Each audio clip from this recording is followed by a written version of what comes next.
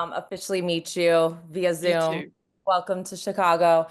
I had a question about the trade and how actually like the back-to-back trades, right? So you end up in Connecticut, but then are quickly moved to Chicago. I'm Sorry. curious how much you can say about that and what you can say as far as having a desire to be moved to Chicago after that initial move to Connecticut. Yeah, for me, Chicago has always been a really good organization too. And yes, it was a whirlwind of a week. I just felt there was a lot that happened in a matter of, 48 hours. But I was really happy ultimately with ending in Chicago, especially a team when you're wanted as well, is like that's where you want to end up. So for me, I feel like I've been dealt the best hand of cards in the end, for sure. Just quickly, did you get a chance to talk to Jeff and Tyler like before it Yes. was actually executed, or was Yeah, it I did. okay? I And did, how, which was really lovely. okay. What did they say about your fit in Chicago and why they wanted you here? I think they're also wanting someone that can help space the floor, be an outside shooter. I like that I'll be able to be a guard here as well. But I like that they wanted to make sure that I wanted to be there too. So I think that it's really quite nice when an organization makes it two-sided in that way. Yeah. But Jeff was lovely. Tyler's awesome as well. So I'm excited to meet them in person. Thanks, Beck.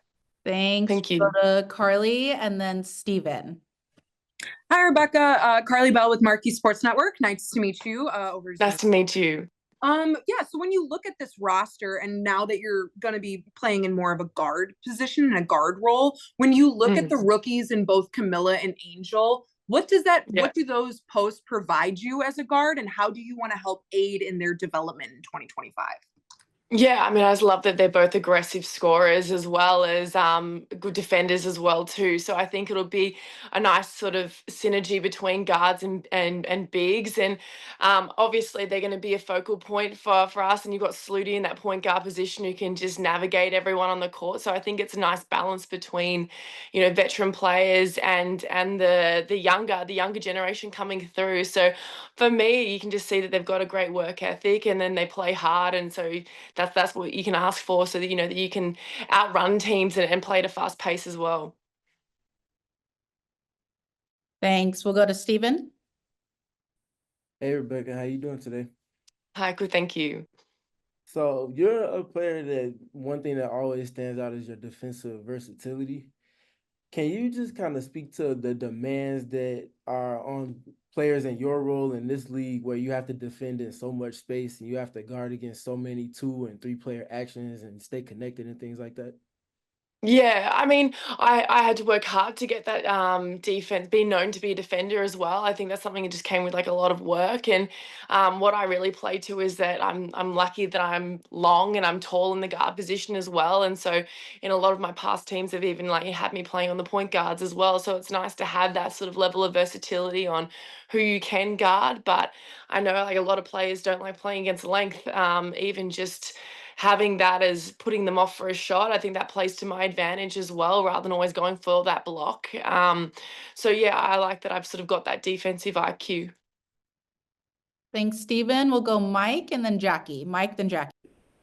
Hey Rebecca, Mike Hughes from Give Us a Shot Network. It's great to meet you. Welcome to the city. Thank you. My only question for you, obviously, Sloot's returning to Chicago. She spent some time in New York, and for you guys to both be coming from an organization that has produced so many great guards over the years, what does it mean for you to be able to play alongside her now? And how does that kind of open up or free up what you want to do on the floor with someone who's kind of just a floor general all around? Yeah, this is probably my favorite question. I think that Sluty being on the team is the biggest calling card. I think to play with such a great point guard, you don't always get that luxury because I think they're rare. They're rare players like herself. So for me to play alongside someone like Sluty who just has unreal vision, she's got this discipline of getting everyone on the same page as well, and I feel really lucky to be able to play alongside her. Thank you. Thanks, Mike. We'll go Jackie, then Alyssa. Hey Beck, it's good to see you. Congratulations on landing in Chicago.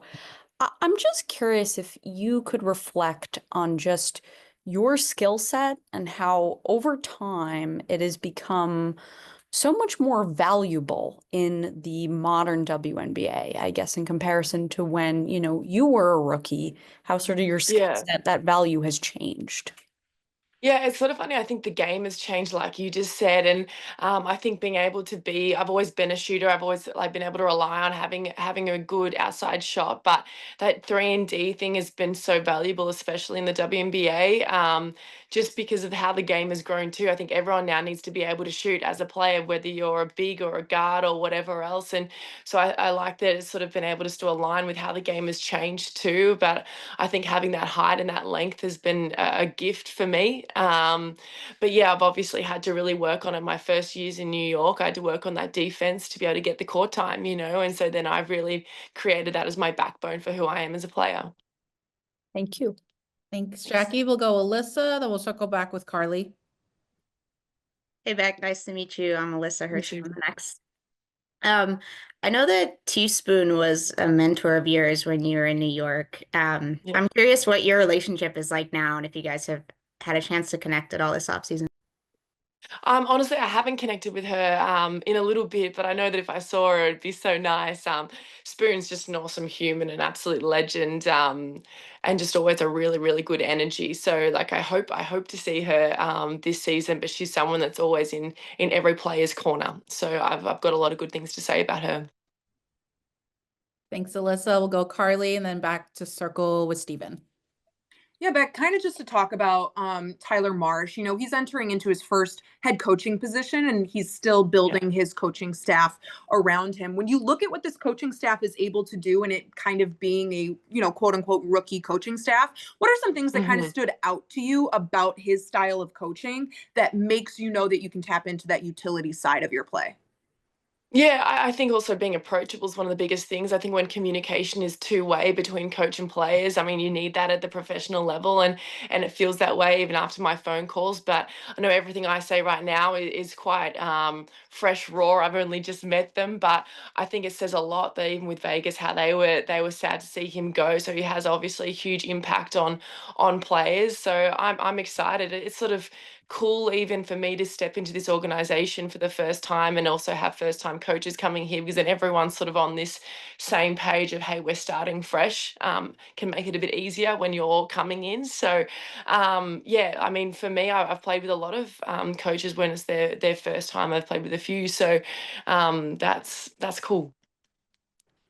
Thank you. Thanks. Stephen? One last one for you, Rebecca. Last season, Nate Tibbetts mentioned to me a handful of times how much of a glue piece that you were for the team and how important you were because of that role. It feels like that's a role that all of your coaches have suggested that you've played for them over the last few years. Can you speak to just how like fragile of a role that is, to where you have to be able to play to so many different personalities, and unlike Yeah. the other players really can't all the time? Yeah, for me, I think it's the ultimate compliment to be called that glue piece. I think it can be sometimes undervalued. Sometimes it's just nice to have that locker room presence or the thing that keeps people together. And I mean, that's just something that I do naturally. But I think it's just, when you've got a whole lot of good people in a room together, we've all got the same goal. Obviously, a season that has ups and downs, and things can sometimes go out of whack and in line. So it's sort of, I think that it's never just me alone. There's always everyone in different moments, but I like having that role. And so for me, yeah, I think that it says a lot to character. So that's why I find it a big compliment. Alyssa? Hi, sorry, I think I got frozen and my video is gone. Oh, Beck, I know you played for a couple different organizations the last couple of years. You'll be a free agent after this season. At this point in your career, what's most important to you in an organization? Like, what are the things that you're looking for that will make it feel like the right fit? Yeah, I think that there's a big is the care factor. I know that last season I had a really unlucky year in terms of the injuries that I had, and so I've worked really hard in this off season just to get strong and be ready before the start of the season. And I just like how they're open to communicating everything's very transparent, and I think that that's a really nice way to start. So I love that feeling of, you know, open, honest conversation, because you don't always get that. And so like it gets everyone on the same page, and also it means that you've got this element of trust pretty early on. So I think that's pretty big coming into a new organization, because it's not always easy to achieve that. Thanks, Alyssa. Jackie?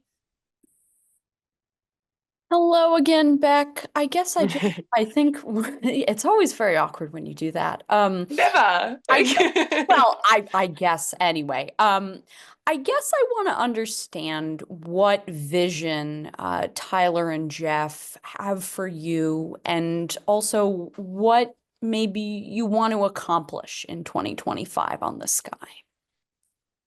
Yeah, I mean, we haven't gotten into huge depths about, you know, role and all that sort of stuff, but I know that a big part of it is to be me, sort of like I said before, in the sense of being a guard a little bit more, and that'll be able to be in the 3, swing to the 4 if that's ever required, and I like that. I think that's something that I'm a lot more comfortable in.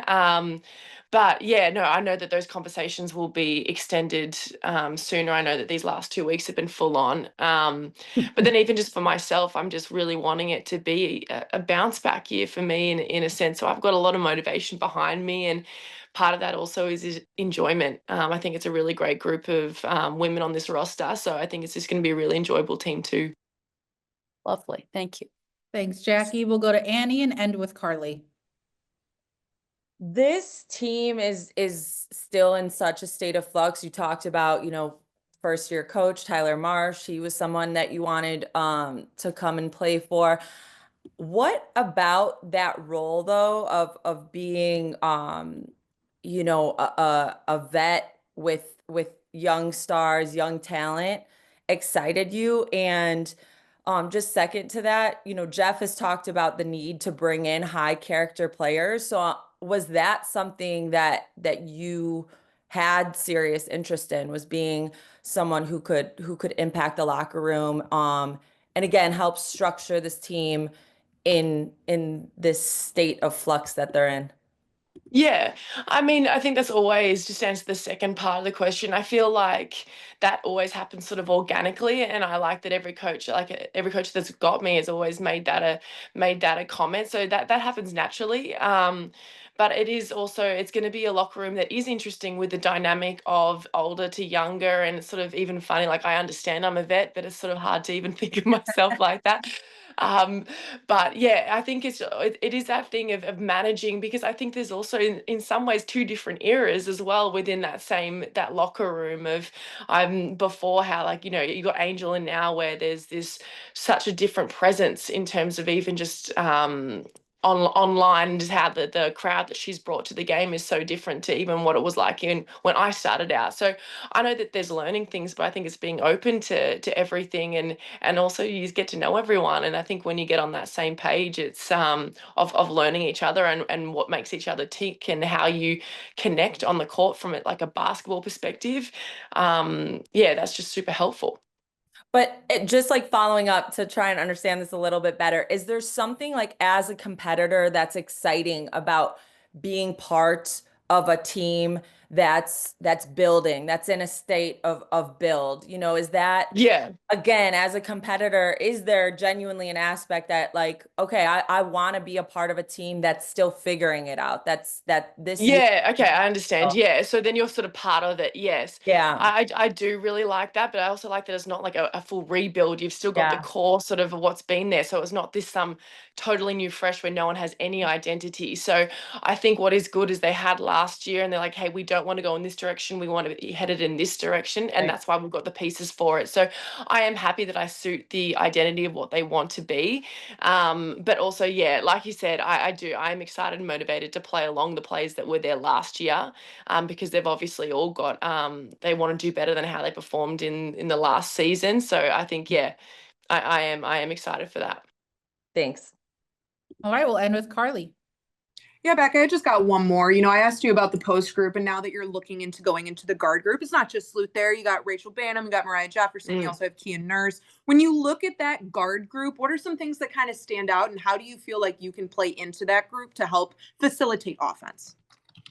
Yeah, I mean, there's a lot of shooters, so there'll be a lot of space on that floor, and I think that that's a huge asset, especially for our bigs. I think when you've got a lot of guards out there that can shoot the ball, it creates lanes and driving lanes for our bigs too. But I think with another thing that I really brought to my game, I think I built up from when I was at Connecticut, is my off-ball movement and cutting. Sometimes you cut not just for yourself, but it creates a space for someone else. So I really want to bring that, and that is facilitating just in a different way. So I definitely want to do that because, yeah, that opens the court up immensely.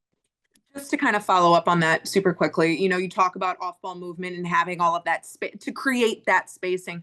Is that part of your IQ that you really want to share with the bigs? Obviously, you're in a different position, but knowing how to move off the ball is something that we kind of saw Camilla and Angel starting to get a hold of at the end of the season. Like, how do you want to Yeah. bring that into 2025 for them to kind of learn and develop?